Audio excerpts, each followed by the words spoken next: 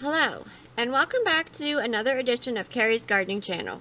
Today is March the 21st, 2018, and we have our funky pink begonia seedlings here that we started on January the 14th, and they came up on January the 20th, and we transplanted them on February the 19th.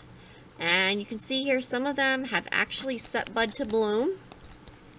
Let's see if it'll, there we go. That's one of our buds right there to bloom. And over here, another one. Hold on here, let me move the leaf. Let me turn it. Sorry about that. There we go. And these have actually set buds to bloom for us. Right there's our leaf, right there's our flower bud. And there's more forming up here.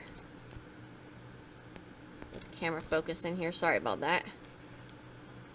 It's focusing on the one behind it.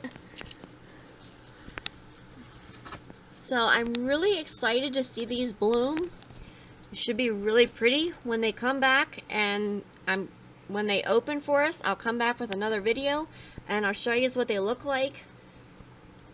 And so I just wanted to give you an update video on these, that they did set bud to bloom. And you can see the rest of the little seedlings back there. These are all funky pinks. So if you like my video, please like, comment, subscribe. If you have any questions, you can leave them below and I'll try and answer them for you.